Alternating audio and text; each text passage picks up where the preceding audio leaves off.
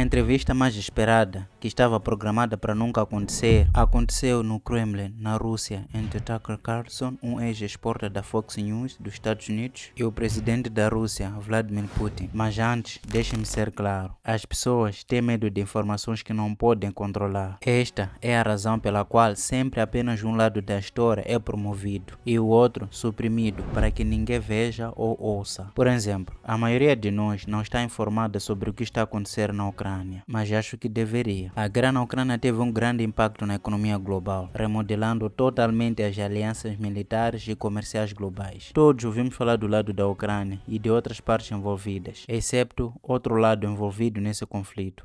A Rússia. Um jornalista dos Estados Unidos decidiu entrevistar o presidente Vladimir Putin para ouvir o seu lado. Não é que eu esteja a defender a guerra, mas a maioria de nós não tem a mínima ideia da razão pela qual Putin invadiu a Ucrânia ou quais são seus objetivos. E muito menos estou encorajando você a concordar com o que ele disse nessa entrevista, mas acho que deveríamos ouvir o outro lado da história. Você deveria saber o máximo que puder e então, como um cidadão livre e não um escravo, decidir por si mesmo. Tucker Carlson foi ao Kremlin. Kremlin é como a Casa Branca da Rússia, onde está situado o governo russo. Assisti à entrevista.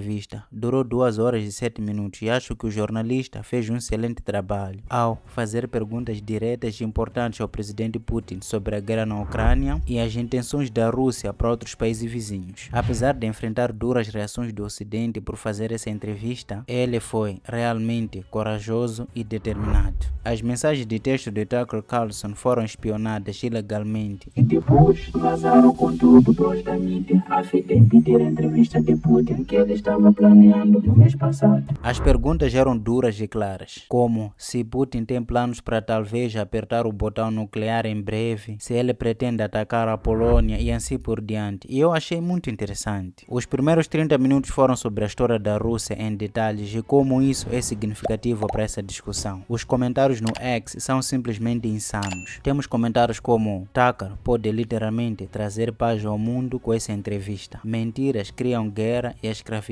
A verdade vai libertá-lo. E Vladimir Putin passou 30 minutos analisando detalhadamente os últimos 1000 anos da história da Rússia e da Ucrânia, sem anotações e sem ler. Joe Biden não se lembra quando seu filho morreu. Agora, a primeira coisa que aprendi ao assistir essa entrevista é a necessidade de sempre ouvir o outro lado da história. Há mais de 2 anos que sempre nos conta histórias por detrás da guerra na Ucrânia, contadas por um dos lados. Ao presidente da Ucrânia foram concedidas várias plataformas para falar, incluindo o Congresso dos Estados Unidos. Até o Parlamento canadiano concedeu-lhe essa audiência. Os principais meios de comunicação e o resto autorizaram-no a falar nas suas plataformas, explicando seu ponto de vista, o que causou a guerra e por que o resto do mundo, especialmente o Ocidente, deveria ficar do lado da Ucrânia. Mas nunca tivemos notícias do outro lado, a Rússia. Agora temos o privilégio de ouvir o outro lado da pessoa que chamam de agressor, o Putin. E encorajo você a assistir, caso ainda não tenha feito isso. Você pode encontrar a entrevista completa em Tucker Carlson Network, no X, ou em outra plataforma que começa com Y. A primeira coisa importante que mais me chocou foi uma declaração que Putin mencionou e me deixou confuso. Putin mencionou que o atual presidente da Ucrânia implementou uma lei de não negociação contra a Rússia, o que significa que o presidente da Ucrânia colocou uma lei que proíbe a si mesmo ou a qualquer organização da Ucrânia de iniciar um diálogo entre os dois países, a Rússia e a Ucrânia. Quero dizer, se essa afirmação for verdadeira, então alguns de nós estamos a nos preocupar em vão com as pessoas inocentes que estão a morrer naquele país, porque desejamos genuinamente acordar um dia e ver esses dois países à mesa da paz, a tentar resolver o problema. Mas se um dos lados dobrou completamente a ponte que pode trazer à luz a negociação, então penso que não veremos qualquer forma de paz num futuro próximo. Como podemos ter paz se bloquearmos todos os meios de comunicação e negociações? Por que alguém seria capaz de fazer isso? Então, vamos reagir como pessoas neutras aqui e com mentes abertas. Sabemos, por exemplo, que a Ucrânia está a receber bilhões de dólares em ajuda do Ocidente. Sabemos disso, ok? Enquanto se estima que mais de 10.000 civis foram mortos na Ucrânia desde que a guerra eclodiu. E penso que qualquer pessoa bem intencionada fará a pergunta: a paz não seria a primeira coisa que passa pela cabeça das pessoas que estão envolvidas nisso? O jornalista perguntou a Putin se estava disposto e aberto a negociar a paz com os ucranianos. Ele disse que sim, está sempre aberto. Mas isso não será possível sem que os Estados Unidos estejam no meio disso. Isso porque, segundo ele, são os Estados Unidos e a Alemanha que até agora têm financiado a Ucrânia nesta guerra, com bilhões de dólares em arma, e o mundo é afetado por isso, especialmente a África. Essas não são pequenas mudanças, são desenvolvimentos que alteram a história e irão definir a vida dos nossos netos. A essa altura,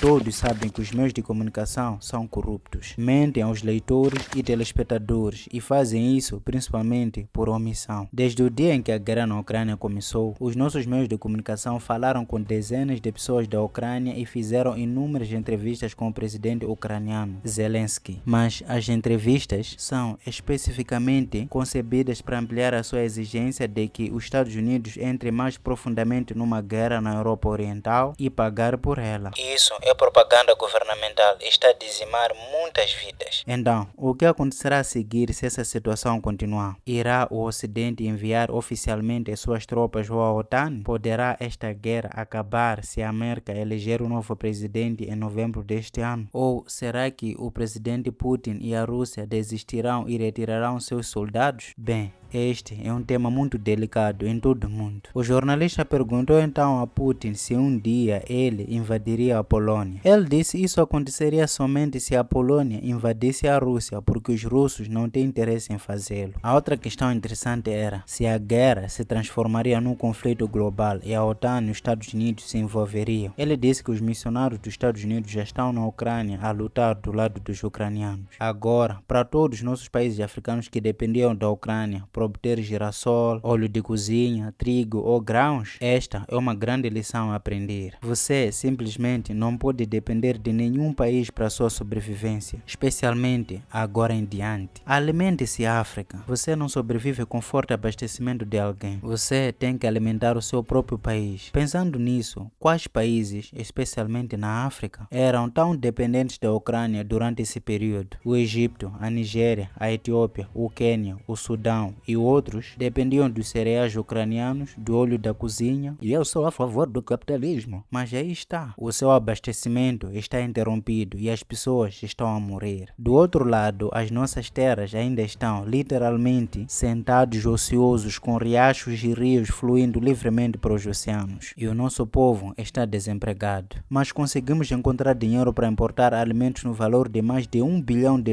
por ano para alimentar nosso povo. As universidades agrícolas têm trabalhos de investigação e teorias guardadas nas prateleiras a acumular pó durante décadas. Não há planos de colocar pessoas a trabalhar nesse continente. Com toda a luz solar que recebemos ao longo do ano, simplesmente não conseguimos mecanizar as nossas quintas a nível comercial para alimentar o nosso povo. Isso não é uma loucura? Parece que são os mesmos demônios que estão por todo lado nesse continente. E é por isso que encorajo a juventude africana a entrar na política. Porque estes políticos que temos não querem sujar-se criando nada. Não querem sujar as suas mãos. Preferem encomendar coisas e ganhar dinheiro ao fazê-lo. Muito dinheiro. Se considerar que as condições no seu país são deploráveis e inaceitáveis, então precisa de chegar a um ponto em que também possa afetar a tomada de decisões no seu país. Caso contrário, continuará como sempre e nada mudará. Tucker Carlson abriu a porta para não ter medo de ir atrás de informações e acreditar no que defende na mídia, especialmente mesmo que toda a mídia esteja contra você. Muitas plataformas de mídia não queriam transmitir a entrevista e não o fizeram. Agora que viralizou, estão cortando partes e comentar. Mas a última vez que verifiquei, a entrevista tinha mais de 175 milhões de visualizações em apenas 24 horas, após o seu lançamento no X, que pertence ao Elon Musk. Era chamado Twitter. Tornou-se a próxima grande novidade na mídia. Está aberto para pessoas com ideias alternativas ou não convencionais. É nesta direção que o mundo está se dirigindo. Seja corajoso em suas ideias e defenda aquilo que acredita. Quando você sabe que está do lado da verdade, ser marginalizado ou excomungado nem sempre é uma má ideia. Às vezes pode significar o começo do seu sucesso. Então, não tenha medo de ser condenado ao ostracismo. E ser rejeitado é apenas uma questão do tempo, se você continuar avançando e não desistir. Eu espero que Tucker não pare por aqui, mas continue e consiga uma entrevista com o presidente Zelensky da Ucrânia e outras pessoas relevantes nessa matéria, incluindo o primeiro-ministro da Alemanha e, esperançosamente, o presidente dos Estados Estados Unidos, Joe Biden. Há muita fome no mundo, as doenças estão matando pessoas em grande número e há tanta coisa que podemos fazer com todos esses bilhões de dólares que estamos investindo na compra de armas e na destruição de vidas. Acabemos com as guerras, amemos a humanidade e sejamos gentis uns com os outros. Daqui a 50 anos, muitos de nós provavelmente não estaremos mais aqui. O que você acha? Deixe o seu comentário. Obrigado por tirar um tempo do seu fim de semana agitado para assistir ao vídeo de hoje. Realmente aprecio isso bastante. Vejo você no próximo vídeo. Tchau.